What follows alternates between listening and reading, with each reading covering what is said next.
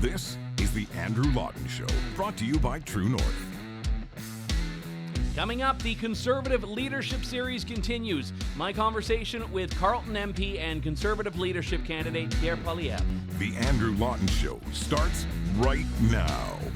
Greetings and good day. This is Canada's most irreverent talk show, The Andrew Lawton Show, here on True North.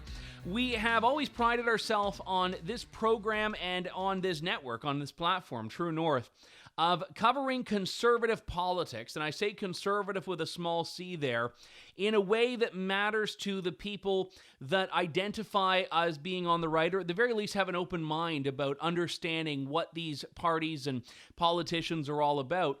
And it's along that vein that we decided to bring to you the Conservative Leadership Series, talking about issues that matter to the people who are going to be selecting the Conservative Party of Canada's next leader, and also people that are more broadly in the conservative movement in this country.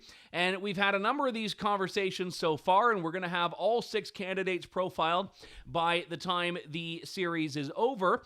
And it's my great pleasure to introduce the next installment of that series today, my conversation with Carleton Member of Parliament and Conservative leadership candidate Pierre Poilievre, who was the first one to enter the race almost immediately after it was announced. And a little bit's changed since then. We spoke to him in the early days, but now that we're a little further along in the race, we've got a bit more of a sense of policy, the dynamics, and also what's been at times a little bit of tension in the race, on the debate stage and off.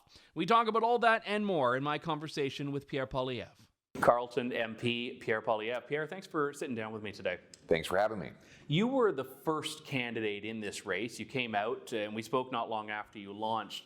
Looking back on it, the field's gotten a bit more crowded now. You've become presented as the front runner, and as a result, you've certainly got your punches that have been lobbed towards you. But just looking back at your time in the race, how are you feeling about it so far? Nothing has changed. The message that I launched when I announced my plan to run for Prime Minister is the same one I'm running on now. I want to give people back control of their life, make this the freest country on earth. I'm campaigning on economic freedom, letting people control their money, have more freedom to start businesses, hire, serve customers. I'm running on personal freedom, like medical choice, on vaccines. I'm running on sound money and fiscal conservatism to get our budget balanced and get inflation under control. So those are the things I announced when I first ran, and really I haven't changed any of those things. When you talk about your entry into this race, everyone saw the footage from your rallies that you had early on over the course of several months, thousands and thousands of people out, especially in Calgary and Edmonton, and even areas where the Conservatives haven't done as well in the last couple of elections, you know, my city of London. When you look at the turnout there, what do you attribute that to? Is there a particular demographic you saw? Is it just, you know, people that haven't had anything to do in the last 2 years? Is it an ideological cross-section? Who are those people? They're people who feel like they've lost control of their lives. They are disproportionately young because I think the youth suffered the most because of government overreach during the pandemic. They weren't able to do the things that kids love to do, you know, go out to the gym, to a nightclub, go on a date, do some travel. Those are the things young people do by nature, and for 2 years governments repressed that.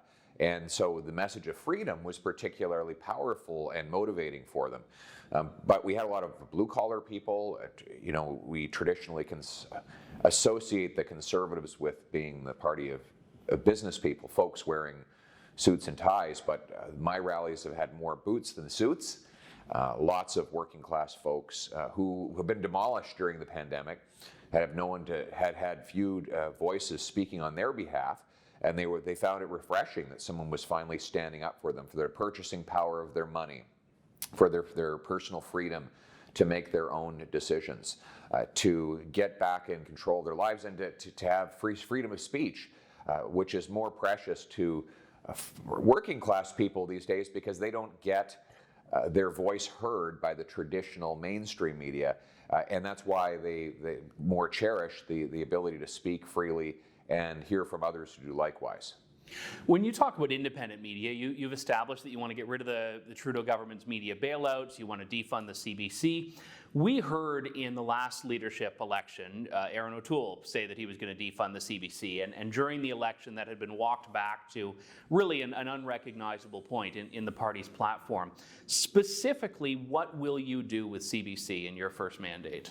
Well, I will defund it to save $1 billion. To save $1 billion, I think the only justification for a broadcaster, a public broadcaster, would be to fulfill what the market can't provide. Almost everything the CBC does can be done in the marketplace these days because of technology. I would preserve a small amount for French language minorities, for linguistic minorities, because they frankly will not get news services provided by the market, and we have a gigantic sea of English in North America and only a small population, a francophone population. So I think there is a justification because government really should only do what people cannot do for themselves, and that's the justification for leaving a small part of the budget that currently is well over $1 billion for the CBC to provide for those things that the market is not doing for itself. So the national power and politics, CBC News Online, no funding for those under a Poilievre government. Yeah, I don't think that the television service, the English language television service that CBC provides, or the digital provide anything that people can't get from the marketplace. So government should only do what people can't do for themselves. And almost everything English language CBC does is already available. Their coverage of American politics, which is so overwhelming, even though we have, nobody in Canada has ever said, geez, we can't get enough news about the U.S., right? True. Where you stand in the political spectrum. I've never met a Canadian who says, geez, it's really hard to find out what's going on in Washington. And when you listen to CBC's coverage of American politics, it's never through a so-called Canadian lens. They always say, well, we need it because we need to have a separate Canadian viewpoint of what's happening and what. Most of the time, they don't even mention Canada.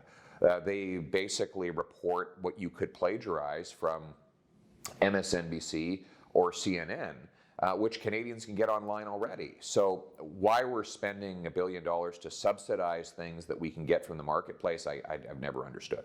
I know on the related topic of media more broadly, we have the government right now pushing through this monumental regulatory expansion to control the internet.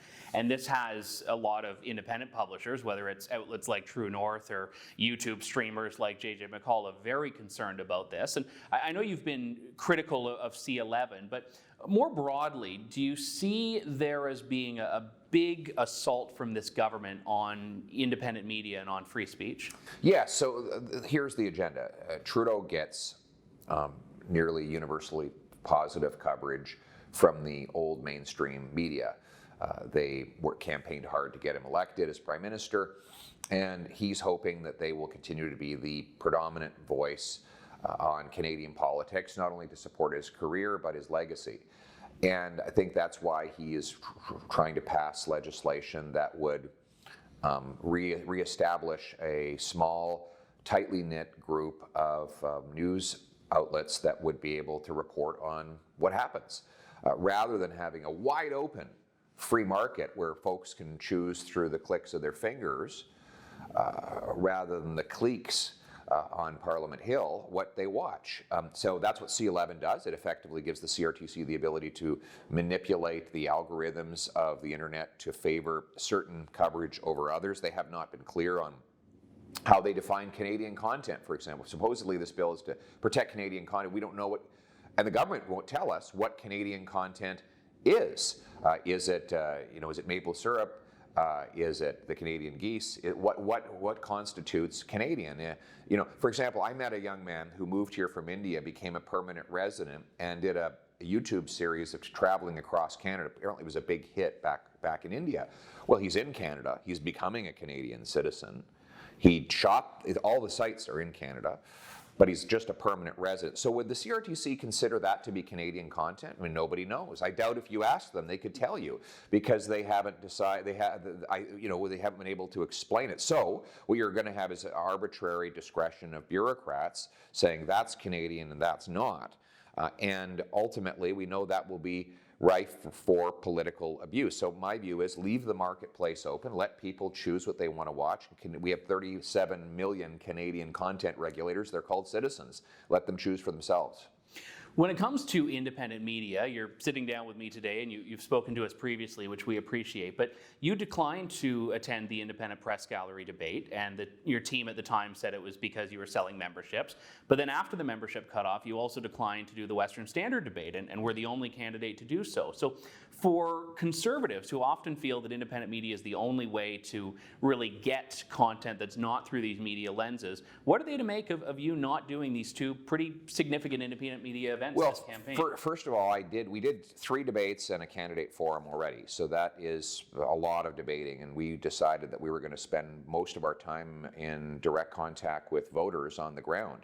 The Strong and Free debate was moderated by independent media voices, including your own Candice Malcolm and Jamil Javani. So they did have a stage. I frankly would not have picked Tom Clark to do the English language debate. I don't know what the party was thinking when they picked him. He obviously is not friendly to the Conservative Party, but the party picked him for their own reasons to moderate the Edmonton English language debate.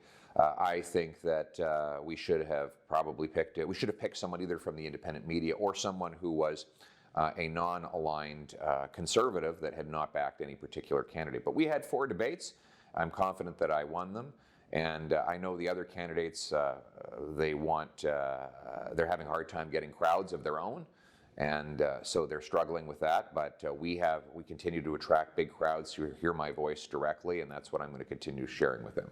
What would the access look like under a Poilievre government for independent media? Because this has been a big issue with, when you talk about gatekeepers, the Parliamentary Press Gallery are really the media gatekeepers. Yeah, well, I'd like to know more about that from you. Like, are you able to come onto the precinct and report? Right now? It depends. I mean, for a journalist that's not a member of the PPG, you're at the mercy of them to give you a day pass. Right. And that's something you need to go through every single time you engage in that process. And what about press conferences? Like, do they let you call in? The Prime Minister's office has a complete no-go for True North, and I'm assuming other similar organizations at its press conferences. In the debates, we've had to, in 2019, sue our way in. In 2021, we were fortunate. But the problem is that you have a very inconsistent approach. Right. That right now is from a government that has decided it only wants its invitees there. So that's why I'm putting it on you as a prospective Prime Minister. What would you set out as the terms for journalists, and not just right-leaning journalists, but for all non-PPG journalists to cover your campaign? Yeah, listen, I think that I'm here today talking with you. I haven't been doing a lot of sit-downs with the traditional media because I find that they...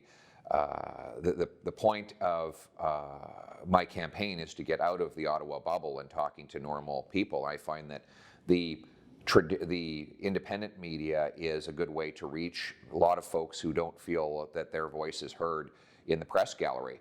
I think that all journalists should have equal access to the parliamentary precinct, and that there should be an independent way to verify whether someone is in fact working in journalism. Because obviously you can't just have some guy who's a protester or someone come in and invent a phony media pass, but there should be a way to allow non-aligned independent media the same access to the parliamentary precinct as everyone else. We should remove the gatekeepers. The reality is that the press gallery doesn't own Parliament Hill, nor does the CBC or any particular news outlet. It is owned by the people of Canada equally, all 37 million of them, and all of the media voices should have equal access to cover events on the precinct and around politics.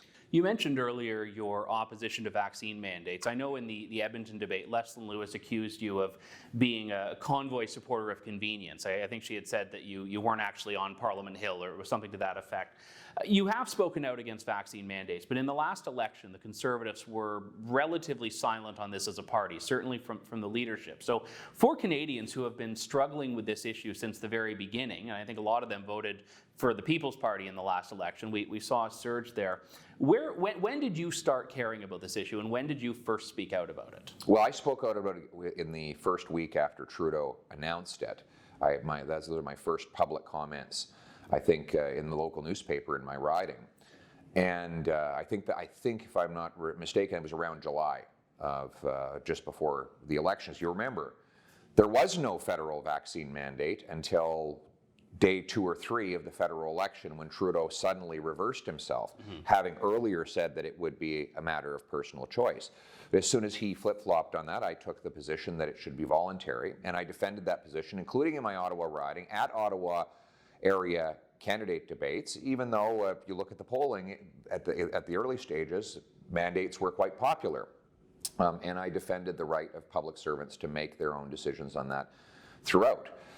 As for the convoy, I mean, I showed up at the overpass in the west part of my riding to support the convoy driving in, and then I showed up on Parliament Hill and met with peaceful protesters who were on site there as well. So the irony was that in the debate where Dr. Lewis criticized me for that, the same debate, Jean Charest was criticizing me for saying that I was too supportive of the convoy.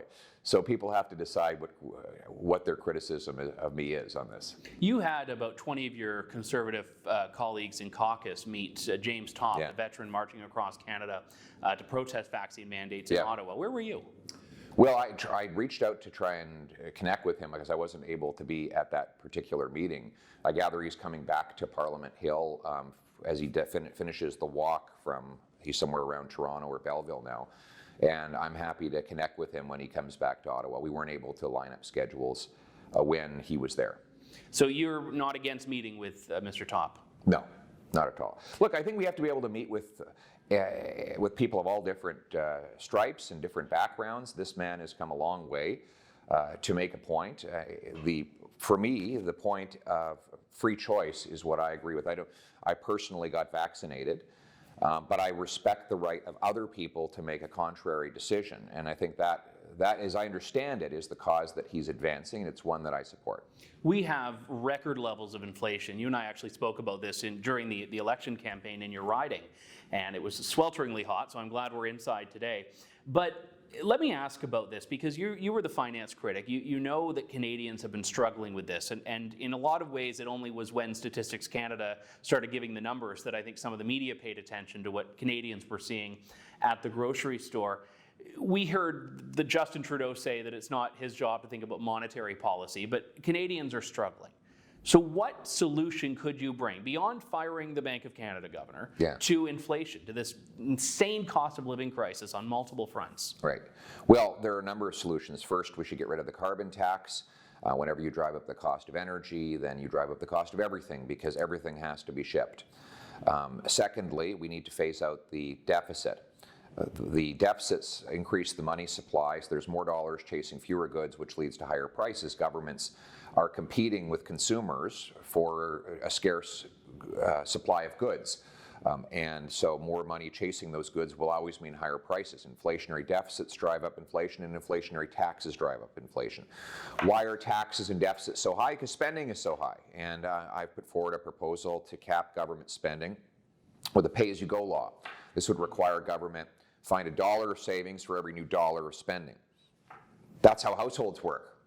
You know, the Jones family has $2,000 for recreation. They can spend it on a $2,000 porch or a $2,000 vacation, but they can't double their budget. So what do? They either pick between the two, or they find a deal on each. But they have to live within their budget. The pay-as-you-go law would do the same. If a politician comes forward with a new spending measure of $1 million, he'd have to go and find $1 million of savings to pay for it. That would cap the cost of government. And, you know, look, in the last 2 years, the Trudeau government has brought in $200 billion of new spending measures that are not even linked to COVID.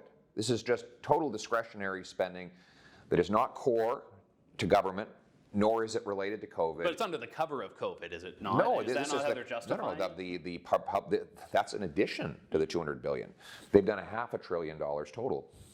The parliamentary budget officer said of the $500 billion in new measures the government has brought in, about $200 billion was not COVID related.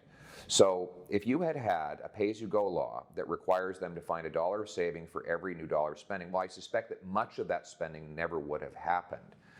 And you can build into the law safeguards and exceptions for wars or natural disasters or other national emergencies. Even if you had done that, though, we would have been able to contain the cost of government, and we would have much lower inflation today. You know, you say the media never talked about it. Well, I was talking and predicting inflation back in spring of 2020 because I saw the money printing. I was sitting there at the Finance Committee, and we had the Bank of Canada coming in and saying they're going to increase the money supply by hundreds of billions of dollars. And I said at the time, every time, whenever this has been done, it has led to inflation. They said, oh, this time is different. The bigger risk, they said, was deflation. And of course, I was right about that. And my solutions now are the right ones, which is to say, get rid of the inflationary taxes and deficits, get the Bank of Canada back to its core mandate, which is stable prices, not funding government, and we'll get the costs under control so people can afford to eat and heat and live their lives. In 2019, the Conservatives under Andrew Scheer at the time ran on a platform that included a balanced budget law that would have bound the government to balance the budget within 4 years, I think it was at the time. Obviously, spending has ballooned since then, before COVID, during COVID, since COVID. Realistically, when would you balance the budget? And again, I'm aware that you've been left with, if you inherit the reins of government, a significant run of deficits that I think the worst estimates are to be 50 years before it can be paid off. But if a Conservative government comes in and wants to do this and fix it, when could that budget be balanced? Well, listen, I think of myself as kind of like a janitor, right? If I went up to a building and you said to me, how long is it going to take you to clean up the mess inside the building? Well, I'd have to say I have to go walk around the building and figure out how bad the mess is. We don't know how bad the mess will be when Trudeau leaves office. We won't know until we get closer to the election. But we could be 2-3 years away. So it would be very hard for me to tell you how bad the mess will be in 2 or 3 years, and therefore how much longer after that it would take me to balance the budget. I'm not trying to be evasive. It's just that I don't know nobody knows the magnitude of the mess that we're going to inherit. So I'm not going to make a promise right now on a time frame for a balanced budget, because when I do make that commitment, I intend to hit it. So I have to be damn sure that I know what the numbers are before I start making promises. Do you support that law from 2019 that the Conservatives proposed, binding future governments, and I mean theoretically your government, to balance the budget? Yeah, I think outside of wars and recessions and national emergencies, I don't see any reason why you should ever allow a deficit to occur. Would you include pandemic in those categories? If there's no question that a deficit was unavoidable over the last couple of years, but the magnitude of our deficit was not unavoidable. We could have helped people get through the difficult times without, as I said, adding $200 billion of non-COVID spending to our budget. And we could have been on track to eliminate the deficit in the short to medium term had we shown some discipline. There's been a bit of animosity in this leadership race. I know Jean Charest has said that your support for the convoy disqualifies you from being Prime Minister. Patrick Brown as well has made a lot of criticisms of you. Someone on your campaign, Jenny Byrne, accused him of being perpetually dishonest. Would either of those men be able to stand as candidates under you if you're the leader? I don't think, I wouldn't make a judgment on that right now, but I mean, Patrick Brown was denied the chance to even run for the PCs in Ontario because of his track record and his past ethical scandals. He's got scandals that are erupting now at Brampton City Hall. I think he's had to suppress the city council's ability to even hold meetings because they're worried that he's worried that they might investigate the money that he spent on a non-existent university. Frankly, I have a hard time seeing why. I don't even know if Conservatives would even be prepared to nominate him in any particular riding. But with what you've just said, why would it even be a consideration then to sign his nomination papers? I don't think Patrick Brown could get approved to be a candidate for any major national political party, given his track record of scandal. And Jean Charest, you've said he's a Liberal. Obviously, he was the former Quebec Liberal Premier. Would he have a place on your team if he wanted? I think Mr. Charest and I disagree on a lot of issues, but if he wants to play a role in the event that I'm blessed to win the leadership, I would welcome him and others to participate. Do you think that social conservatives, who certainly now are always under the gun from the mainstream media, and you've said would have a place in your party, do you have a way to describe what that place would be? You've been clear that you would not vote for any legislation that restricts abortion, but what role would they have, and could they be in your cabinet, for example? Well, listen, social conservatives should have the freedom to speak their mind and offer their perspective. I think that there's a lot of overlap between small government, libertarian-minded people and social conservatives in the sense that they just want government to leave them alone. People should have the freedom to raise their families with their own values, to preach their faith without censorship, to protect children against harm, and act in countless other ways to protect the autonomy of their families. And that is what social conservatives are fighting for. I'm being honest, I'm not going to pass an abortion law when I'm Prime Minister. I support same-sex marriage. I think people should have the freedom to make their own decisions when it comes to whom they love and marry. That said, the social conservatives with whom I speak, what they really want right now is for the government to leave them alone so that they can raise their own families and preach their own faith without interference or coercion. Leslyn Lewis has brought forward, and she is an avowed pro-life candidate for leadership, what she believes is a moderate and widely palatable view on abortion. One of them is access to adoption and crisis pregnancy support centers and things like that. We've also had one of your colleagues in caucus try to restrict sex-selective abortion, Kathy Wagenthal. These things, if members of your caucus put them forward, you said you wouldn't pass them. Does that mean that you wouldn't personally vote for them, or you would ensure they didn't pass? So, let's take the issue of adoption. I believe we should support adoption. I am personally adopted myself, and I believe that adoption is a wonderful gift by both the birth mother and the adoptive parents. I think there's more we can do to make it easier for women who want to bring a child in the world and put it up for adoption to bear the obvious burden that comes along with it, whether it's the time away that they lose from their work, and therefore the income that they lose, whether it's giving more fairness under EI parental benefits, or whether it's protecting the ability of not-for-profits to provide counseling and other supports, regardless of the political viewpoints they might have. They should be free to do that. So that's an area of common ground. I think, frankly, all Canadians would believe that a woman who makes her own independent choice to put a child up for adoption should get support for that choice. And so that's an area I think we can find a lot of common ground within our caucus. But on the caucus management issue, I just want people to understand what you mean when you say you will not pass something. Are you talking about how you will vote, or what outcome you will ensure happens? Well, look, I think that the reality is that I don't think a bill of that would restrict or ban abortion would pass. And that is just an obvious fact. You've got, and it didn't pass in 10 years as Prime Minister Harper was Prime Minister. He had a majority even for 4 of those years, and no such legislation passed. And that is why I think that we should focus on doing things that help women who find themselves in a difficult pregnancy, but who want, for example, to bring a child into the world. We can support them either to help them keep the child or put it up for adoption without bringing in laws that restrict or ban abortion. We spoke a little bit earlier on about your rallies and the makeup of the Pierre Poilievre supporter that you're meeting on the road. What do you find is the issue that people are most resonating with? And it perhaps might even be a surprising one to you, given the things you have talked about. But what is it you find is that people are coming up and saying, I love your stance on X?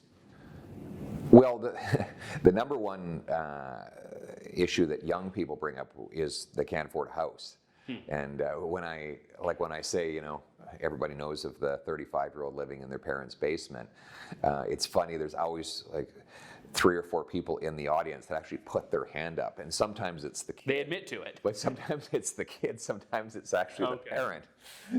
And so we get these, but we have lineups, because I invite everyone to come shake my hand after the rally's over and say a quick hello and tell me their thoughts. And the most common story when I get a young person is, I'm that guy or that girl who's 31, 32, stuck in my parents' basement because, you know, I live in Brampton and it's $1.2 million for your average house, or, you know, $900,000 for a modest townhouse, and there's no way that they can come up with the down payment, let alone the monthly bills to pay for it. And so the fact that I talk about removing the gatekeepers to allow more housing construction, selling off 15% of federal buildings so that folks can convert those into housing, or ending the money printing so that we no longer have this monetary inflation of our asset prices, these sorts of things connect with people because they see it playing out in their real lives. Pierre Poilievre, thank you very much. Great to be with you. Thank you. That was my sit-down with Pierre Poilievre in the Conservative Leadership Series. If you're enjoying this series and you want to see more of it, I know we're almost done, but we still could very much use your support. Head on over to donate.tnc.news, donate.tnc.news, and you can throw a few dollars our way, as we are traveling around to meet these candidates where they are, and I've got a videographer with me, so there are certainly some costs in putting this together, but I also think these conversations are tremendously important, regardless of who you're supporting. And even if you're not voting in the leadership race, whoever wins this race is going to be vying to be Canada's next Prime Minister alongside the other party leaders. So certainly important to the Canadian political future, if I may say so here. So we do appreciate all of your support. We'll have this series wrapped up in the next couple of weeks or so, but I do hope you get a chance to watch all of the conversations just to see where the things are. And I had someone ask me if I'm going to be asking the same questions to all candidates. And I said, well, that would be no fun, because by the time I get to the 6th one, they already know what the interview is going to be. So each discussion is very fluid. Obviously, we try to tailor it to what the candidates have said, but also, as I've mentioned before, what they haven't said. And I think that's oftentimes where some of the value comes from these conversations. But they are a lot of fun to do. Always good to do an interview that you aren't confined to like a 3 or 4 minute block on. So the series continues. Stay tuned to The Andrew Lawton Show and lots of the other stuff we're doing over at True North. We'll talk to you soon on Canada's most irreverent talk show. Thank you, God bless, and good day to you all. Thanks for listening to The Andrew Lawton Show. Support the program by donating to True North at www.tnc.news.